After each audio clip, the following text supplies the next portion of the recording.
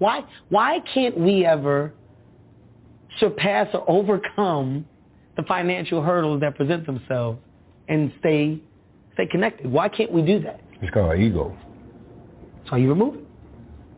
Easier said than done in some circumstances. It's actually not. In some instances. But when people say that, right? When they say it's easier said than done, and the ego is very present and dominant, right? You got to ask yourself why. Why does it matter? Why does it matter? Me and Dwayne Johnson are good friends. You know why our shit works? TJ, I don't give a fuck about titles. I don't give a fuck about number one or number two. TJ, I don't care what that thing is. Like, what, dude, I love working with you. Right. You're my guy. I love you, champ. Love you too, Kev. You want to do this thing? Let's make it work. Kev, my company's producing it. You want dope? I hope you guys knock it out the park. Let me see the materials. If I can help, I can. DJ, I got something that's coming from my company. Hey, do you want me to include you? Do you guys want to co-produce? How do you want to do it? Kev, we'll work it out. We'll figure it out. Ho, can you sit down with me, man? I got a show. I want to talk to you. Yeah. Hey, man, I got this thing, guys, I'm doing. Chris, man, you should go. What do you think about doing New York together? Fuck it, we can co-headline it. Let's split the shit down the middle. I don't care. Fuck it, Kev, yeah, let's do it. You think Dave will come to one of the shows? Let's ask him. Dave, what you want to do? Oh, my God, guys, there's no egos. With real success and real fucking moves, the real ones, right? The real ones, there's no egos. Because welcome back to the Mental Dialogue Talk Show. I'm your host, Montoya Smith, a.k.a. Black Socrates. For this morning's discussion question, can black people take advantage of the White House's non-recession recession? Our special guest is Michael Sutler, and surprise special guest Rashad Howard is on the line with us as well. I wanted to surprise you with that, Michael, as we hear the amazing cut by Kevin Hart on I'm sorry, that's the Pivot podcast. I'm sorry, those brothers split up from the original I Am Athlete, right? And so we hear Kevin Hart talking about the idea of removing ego and working together. And I wanted to throw this out because I was very interested in how both of you would say it. And Rashad, I'll start with you because I know I have limited time with you. But I wanted to, as amazing as that cut is, and there's a lot of validity in exactly what Kevin Hart is saying, I want to point out something in the psychology of what I heard and hear what y'all thoughts are to it, which is simply this. I always say that the truth rarely lives on the edges. It is usually found somewhere in the middle. It doesn't live on the extremes. And so Kevin, within that same cut, he talked about how our culture messes this up. We let ego get in the way, and then highlights at the end the opportunities with people within our own culture where he's working together just fine because they have removed ego. I point out those two dichotomies because we will accept as a culture that we don't do these things, and I would offer we have real life examples where we actually do. But it's not to pit those two thoughts against one another.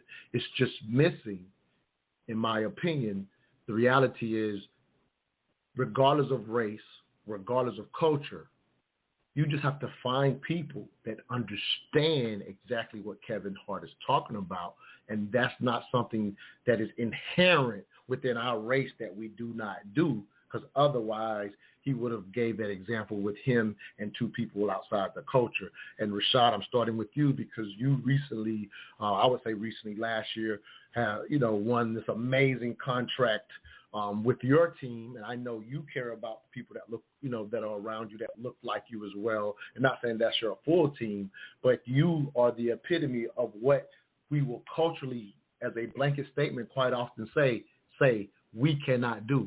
I say it is absolutely not true. And when I did the show on what can we learn from Chinese Americans, I brought on some Chinese people, and they talked about we just find people within our group that we can work with. It's not, they don't have a concept of it, but we apply things to a culture unfairly and give them credit and demonize ourselves. And the reality is just understanding and finding that who and which you need to work with.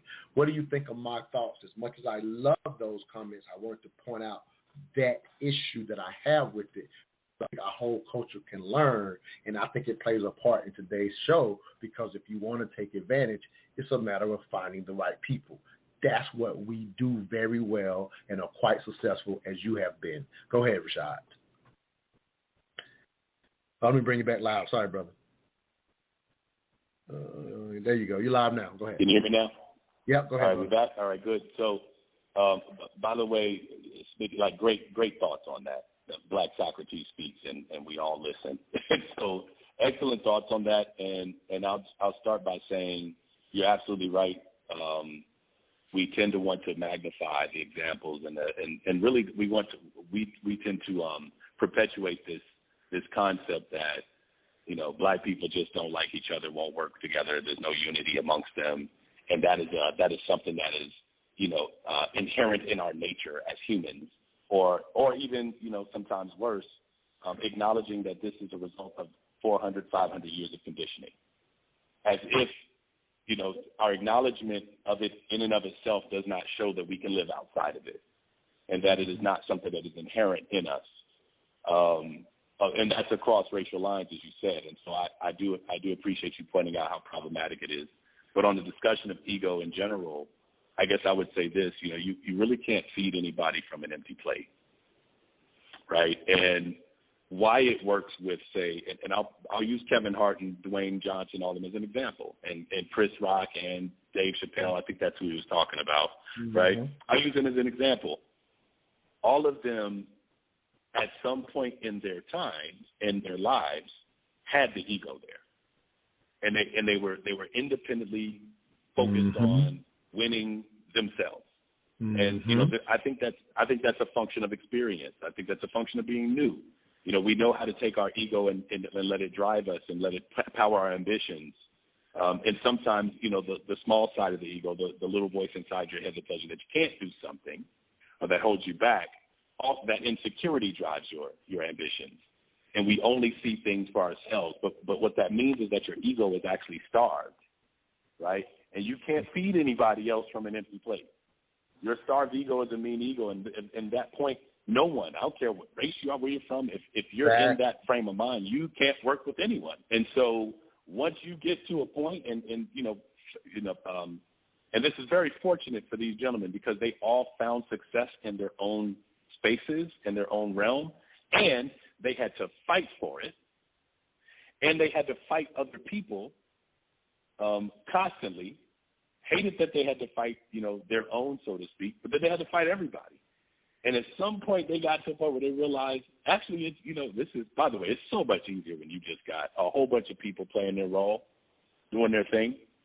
And it's so much easier for me in my personal ambitions to accomplish what I want to accomplish when I let go of the ego. It's very counterintuitive, but at the point that you found sort of your personal peace and you've done all of your work and really built your own self-confidence because you've been personally tapped into the thing that you do well. You're not trying to do everybody else's thing or get paid the same way everybody else, but you tapped into your thing your way.